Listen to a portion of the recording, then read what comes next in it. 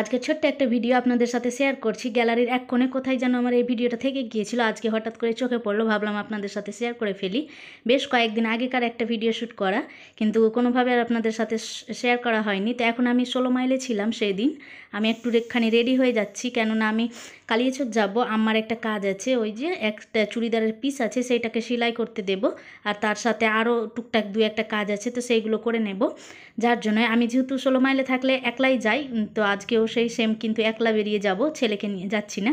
আর আজকাল না রোদের তাপটা তো অনেক বেশি দিন করা বা রোদ্রুর, যার জন্য ছেলেকে আর নিয়ে যাব না। তো একটুখানি আমি রেডি হয়ে নিচ্ছি। ওইদিকে আমি টোনার ইউজ করে নিলাম, তারপর একটা সিম্পল একটা শুধু বেস বা ক্রিম একটা লাগিয়ে নিলাম ডেলি ক্রিমের মধ্যে। আর তার উপরে অনেক বেশি যেহেতু গরম, একটুখানি শুধু উপর থেকে হোয়াইট টোন একটু শুকনো পাউডার লাগিয়ে নেব। এই যে গরম পড়েছে তার মাঝে না কোনো কিছু ইউজ করার ইচ্ছে করে না, তো এই তো হালকার মধ্যেই সব কিছু ইউজ করে নিচ্ছি। বললাম না অনেক বেশি গরম, আর যেহেতু অনেক বেশি ঘাম হয়, যার জন্যই আমি শুকনো পাউডারটা সব সময়, বিশেষ করে গরমের সময়টা শুকনো পাউডারটা ইউজ করতে বেশি পছন্দ করি। তো হোয়াইট টোনের আমি এখানে একটা শুকনো পাউডার অ্যাড করে অ্যাপ্লাই করে নিচ্ছি, আর সেটাকে খুব ভালো করে কিন্তু ব্লেন্ড করে নিচ্ছি। আমি যেহেতু এখানে যেহেতু আমার ব্লেন্ডারটা বা এটা নেই, যে আমি ব্রাশটা দিয়ে করি, তো সেইটা কিন্তু নেই, ওই জন্য আমি একটা ওড়নার সাহায্যে খুব ভালো করে জিনিসটাকে ব্লেন্ড করে নিলাম। এখন আমি একটুখানি লিপস্টিক না দিলে আবার কেমন যেন ফ্যাকাসা লাগে মুখটা। আপনি যতই মেকআপ করুন না কেন, আর যতই আপনি সিম্পল সাজুন না কেন, সিম্পলের মধ্যেও যদি আপনি একটুখানি লিপটাকে কালার করে নেন না, তো ওই দেখবেন যে গর্জিয়াস কিন্তু একটা ব্যাপার চলেই আসে। তো আমিও কিন্তু সেম একটু শুধু লিপটাকে একটুখানি কালার করে নিচ্ছি। দেখুন লিপ কালার দেওয়ার পরেই কিন্তু পুরো লুকটাই কেমন যেন চেঞ্জ হয়ে গেল, মানে গর্জিয়াস একটা ব্যাপার চলে আসলো। আর সেই তো প্রত্যেক দিনের ছোট্ট একটা বিন্দু সমান একটা টিপ, যেটা আমি প্রত্যেক দিনই মোটামুটিভাবে ইউজ করি, প্রতিনিয়ত। আমার তেমন কোনো মেকআপ বা তেমন কোনো কিছু ইউজ করি না, এই যে শুধু হালকা করে লিপস্টিক ইউজ করি, আর তার সাথে ছোট্ট একটা টিপ আমি খুবই বেশি পছন্দ করি। আমি পছন্দ করি, এর পছন্দ করার পেছনে মাস্টারমশাইয়ের বড় হাত আছে, কেননা ও অনেক বেশি পছন্দ করে আমার কপালে ছোট্ট একটা বিন্দু মতো টিপ। তো যাই হোক, এই যে চুড়িদারের পিসটা এটাই নিয়ে যাচ্ছি আজকে। ওড়নাটা এত সুন্দর, আপনাদের কি বলে বোঝাতে পারবো না। জানেন, দুই কালারের মধ্যে এই ওড়নাটা ছিল। আমি তো আম্মাকে বারবার করে বলছিলাম, তুমি যদি ওড়নাটা ইউজ না করো তো আমাকে অবশ্যই দিয়ে দেবে। তো আম্মা বলছিল ঠিক আছে, আমি 1-2 দিন দেখি ইউজ করে, তারপর তুই নিয়ে নিস, তোকে দিয়ে দিব।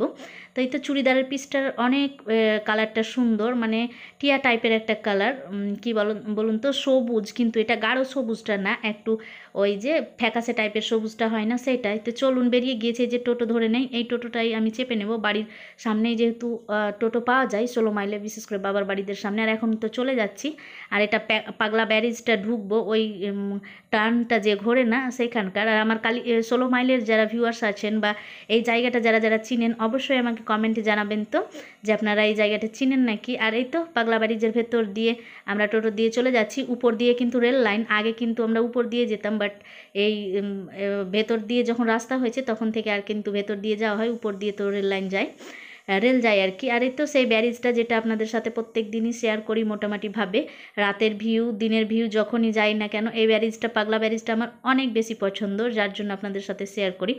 চলুন, চলে এসেছি এখানে মজ্জম মার্কেট, এটাকে আই থিঙ্ক মজ্জম মার্কেট বলে। আমি যদি ভুল বলে থাকি তো প্লিজ আমাকে কেউ কমেন্টে জানাবেন। আমি না ড্যাম শিওর যে এটা মজ্জম মার্কেট। তো চলুন, তবুও এই যে নিচের দিকে চলে যাচ্ছি আমরা বেবি টেলার্সে, যেহেতু চুড়িদারের পিসটা সেলাই করতে দেব, কেননা আমরা ওখানেই দেই।